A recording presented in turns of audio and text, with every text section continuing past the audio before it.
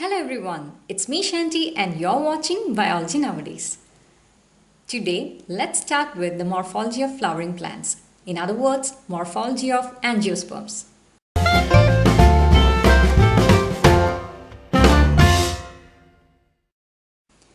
Plant morphology or phytomorphology is the study of the physical form and external structure of plants. It is useful in the visual identification of plants. Plant morphology considers both vegetative as well as the reproductive structures. Vegetative structures are composed of two organ systems. One is the shoot system composed of stems and leaves. It is seen above ground. The other organ system is the root system, which is seen underground. The reproductive structures in angiosperms are flowers. In this video, let's learn about the morphology of root and root systems. As you know, the main functions of the root system are absorption of water and minerals from the soil, providing a proper anchorage to the plant parts, storing reserve food materials, and synthesis of plant hormones. By the way, do you know how root develops from a seed? When a seed germinates, the first thing to emerge is the radicle. Radicle is actually the embryonic root. The radicle elongates and forms the primary root, which grows vertically downwards. In dicots, this root becomes prominent and is called the taproot. The taproot bears smaller lateral roots. Lateral roots means side branches of the taproot. The lateral roots grow horizontally or diagonally, but not downward like the taproot. The lateral roots that arise directly from the taproot are called secondary roots.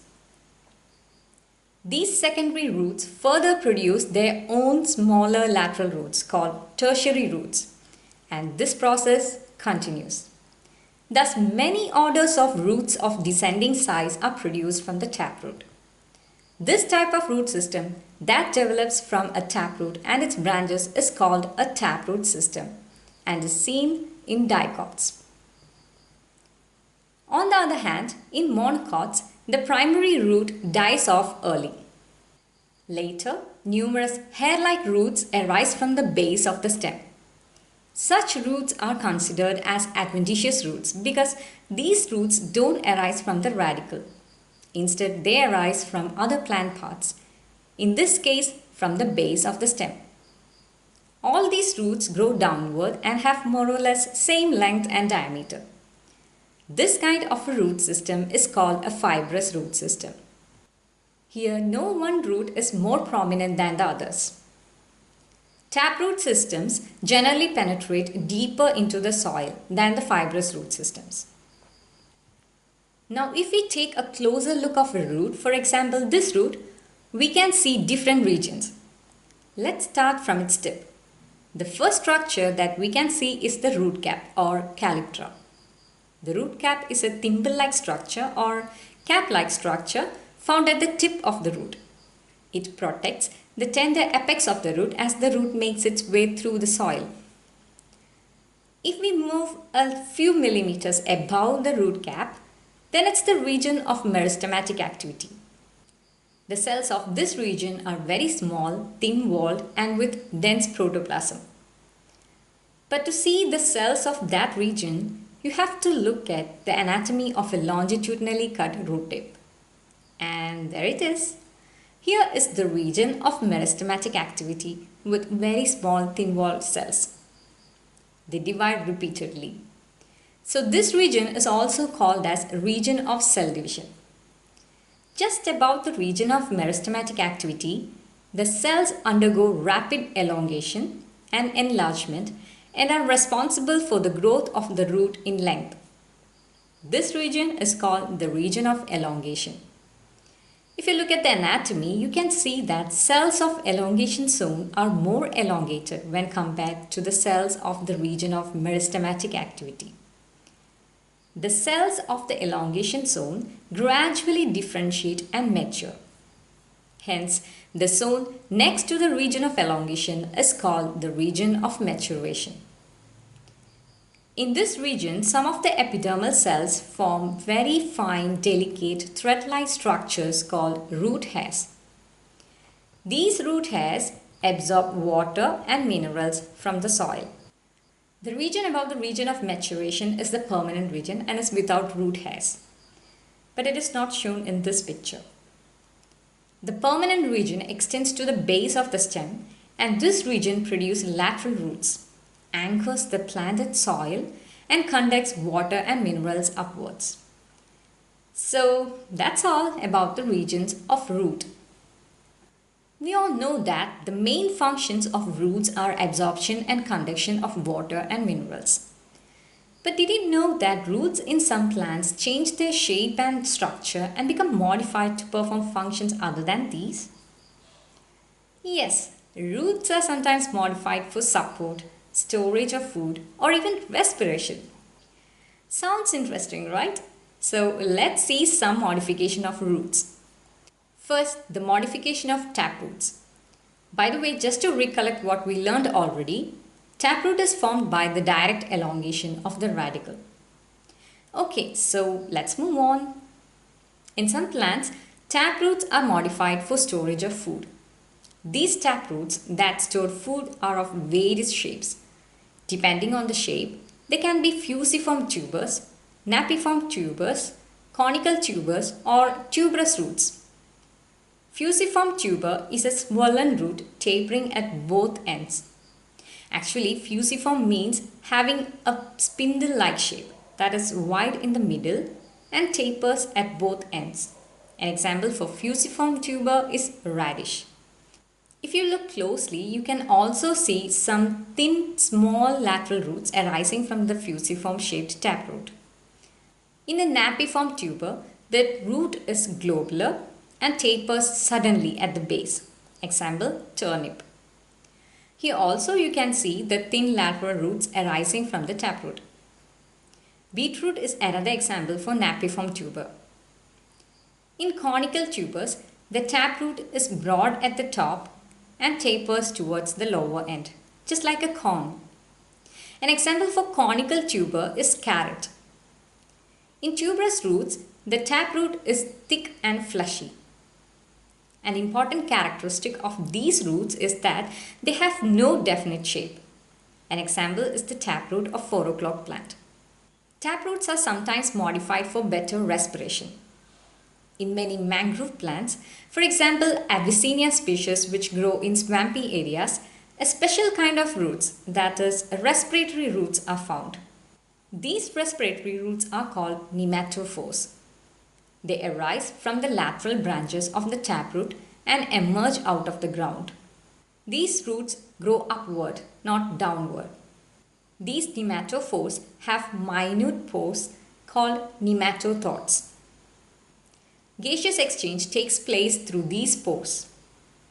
Respiratory roots or nematophores are necessary for these mangrove plants because the mud where these mangroves grow is poor in oxygen.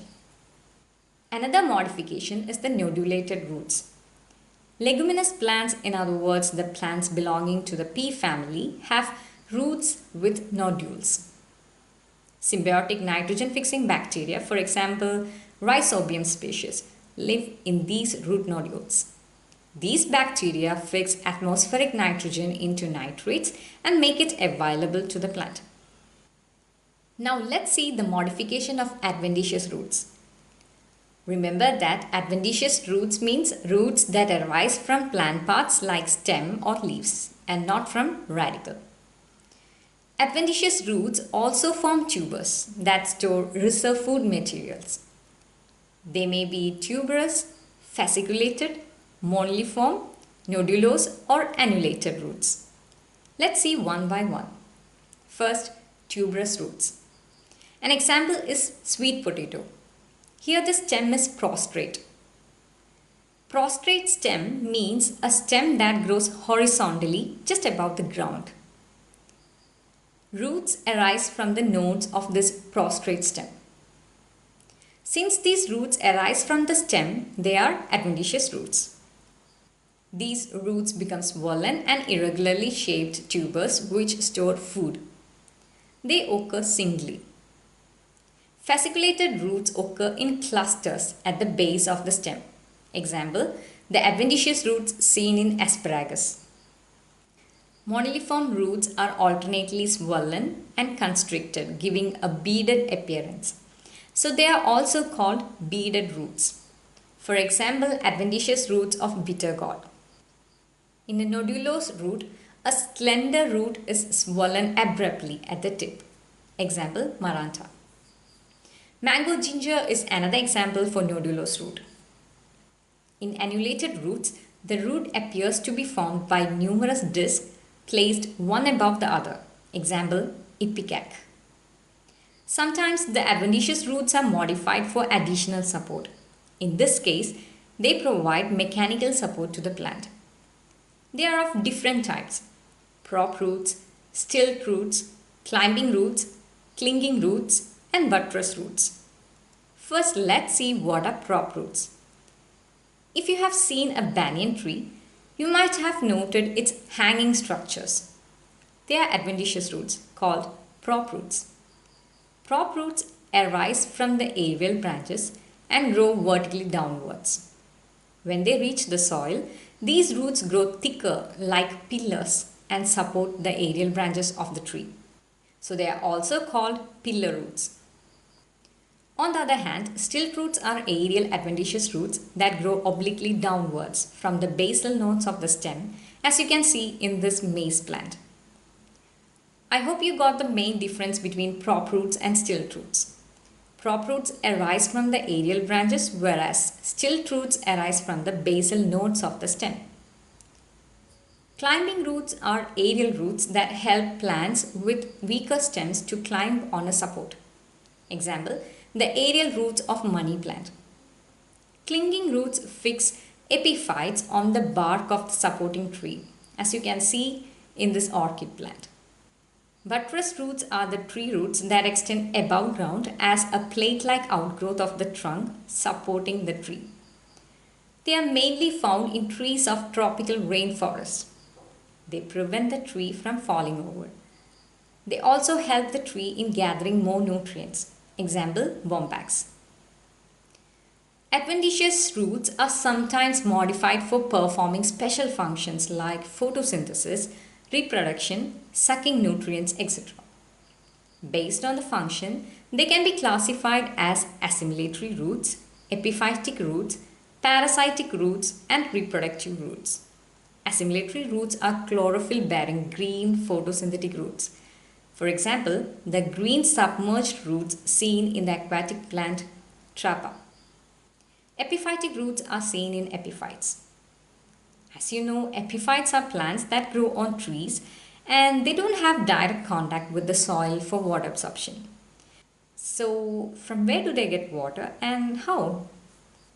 These plants have aerial roots that can absorb moisture from the atmosphere. Have a look at this orchid plant. Apart from having clinging roots, this orchid also has some thicker epiphytic roots. Actually, these epiphytic roots have a special type of tissue called velamen tissue for absorbing moisture from the atmosphere. Because of this, epiphytic roots are also called as velamen roots. Velamen tissue is many cell layers thick and capable of absorbing atmospheric moisture and nutrients. However, the main function of velamen tissue is protecting the underlying cells against damaging UV rays. Parasitic roots are seen in parasitic plants. These roots are also called sucking roots or haustoria as they help the parasitic plants to absorb water and food from the host plant.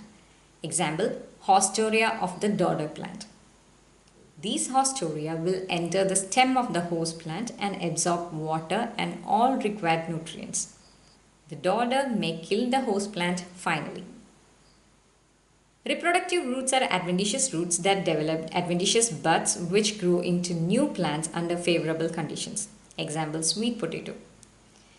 And that's all for this video. Thank you for being with me and stay tuned.